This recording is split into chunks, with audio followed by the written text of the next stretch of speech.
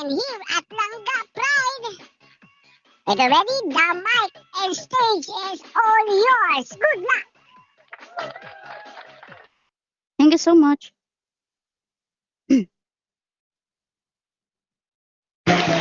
Isang mapagpalang araw po sa lahat ng tagapakinig dito sa grupo ng Team Langga Pride. Ako nga pala, si Lola Aning. Lola man ang pangalan, pero edad ay hindi pa naman katandaan. At may ugaling pagkaaning, pero pag magmahal, ay loyal at hindi ka. Ang aking tula ay aking pinamagatang utot. Hanging mabaho na galing sa puwet. Pag pumasok sa ilong, ito'y masakit. Tatakpan ang ilong at ika'y humagikik. Minsan pa nga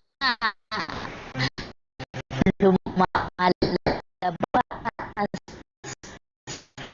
habang nagtatalik. Naalala ko nung ako'y nasa elementarya.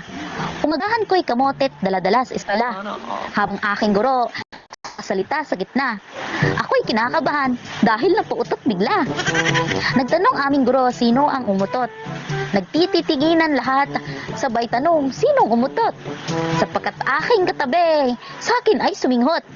Lumaki aking mata. Naku, ako'y lagot. Mabuti na lang mabait aming guro.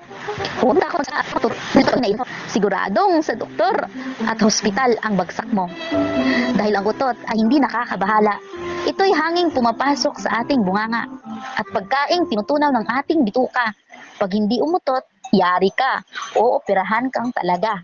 Nung ako'y pumapasok na sa sekundarya, habang kami nag-PE, may ibang nadarama. Malapit na siyang lumabas, tumitigas sa paglipas. Tumakbo ako dahil gusto niya nang kumalas. Umaasang sa pag-upo ko sa inoduro. Lahat ng pagtitiis, lalabas at giginhawa ako. Hingang malalim, buga.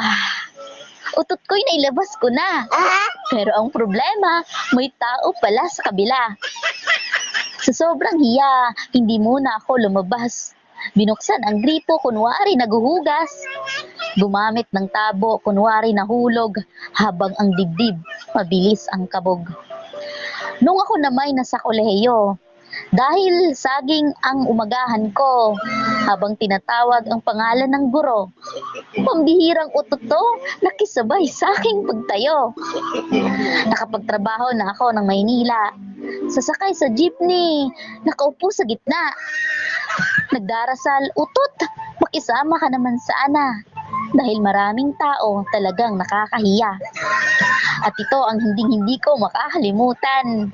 Noong kami ng aking kaibigay inimbitahan sa isang handaang kaarawan ng aming kaibigan, hindi ko namalayan sa aking inupuan.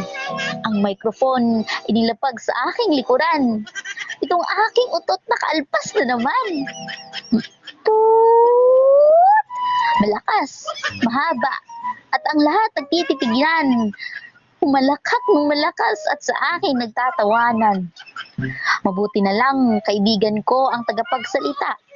Sabi niya, ang lobo biglang pumutok. Mabuti na lang maraming naniwalang ugok. Kaya ayun, tuloy ang kasiyahan na tampok. Hindi ko alam sa puwet kong ito. Utot ng utot, okay lang sana kung ginto. Para naman mapakinabangan ko ito at maipamigay kahit mabaho.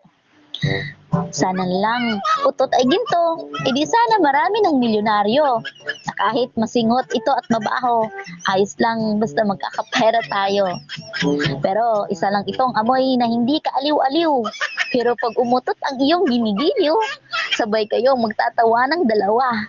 Kahit mabaho ang utot at hininga, ayos lang basta't mahal ang isa't isa.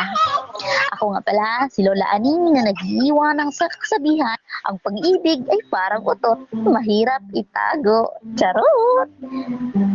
Maraming salamat po.